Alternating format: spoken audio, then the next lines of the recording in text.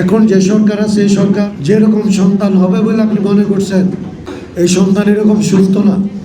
এই সন্তানের ধরনের হয় হাত পা চলে না, অথবা মাথা চলে না, প্রতিবন্ধী বাচ্চা হয় না, বাচ্চা তো মা ফেলে দিতে পারে না। এখন পরিস্থিতি হয়েছে এরকম যে আপনি যে সন্তান চাইছেন এই সন্তান আসছে, এটাকে পুরোটা ফেলে দিতে পারেন না, আবার এটা দিয়ে কাজ করাতে পারেন। যেই ধরনের নির্যাতন করছে আপনাদেরকে এবং যত মামলা মোকদ্দমা দিচ্ছে, এইটা নিয়ে আমরা জানার পরে সরকারের সাথে আমি ব্যক্তিগতভাবে কয়েকবার কথা বলছি।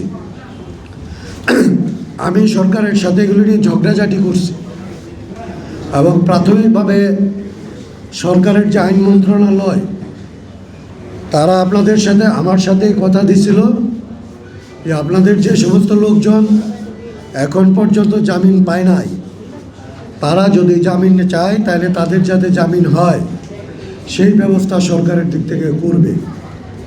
এইটা আজকের এখানে যারা আছেন তাদের মাধ্যমে আমরা আপনাদের নেতৃবৃন্দকেও বলছি, আপনাদের মাধ্যমে এটা বলতে পারি যে 21টা মামলার মধ্যে বিভিন্ন জেলায় যেখানে এখন পর্যন্ত আসামি আছে, যারা হাজির হন নাই, জামিন পাবেন নাই ভয়ে যারা পালায় আছেন, তারা আপনাদের নেতৃবৃন্দের সাথে আলাপ করে ওইখানে তারিখ মতো হাজির হলে আপাতত জামিন হবে।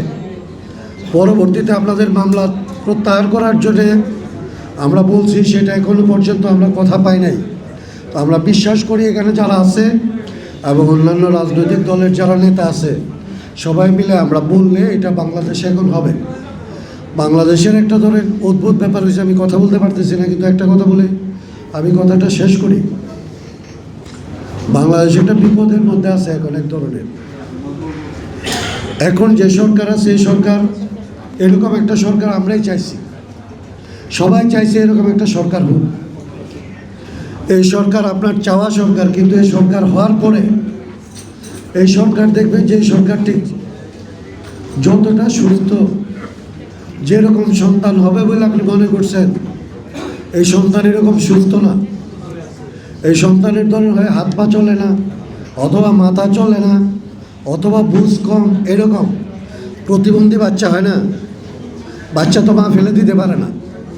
এখন পরিস্থিতি হয়েছে এরকম যে আপনি যে সন্তান চাইছেন এই সন্তান আসছে, এটাকে পুরোটা ফেলে দিতে পারেন না, আবার এটা দিয়ে কাজ করাতে পারেন না।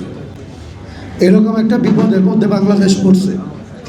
এই অবস্থার মধ্যে থেকে বাংলাদেশকে উদ্ধার করা, সরকারকে উদ্ধার করা এবং আমাদের নিজেদের দাবি দেওয়া, এটা প্রতিষ্ঠা করা, এটার জন্য আসলে চিন্তা ভাবনা করে যেইভাবে হলে আমাদের সবার কাজ হয় সেরকম ব্যবস্থা আপনাদের নেতৃবৃন্দকে করতে হবে।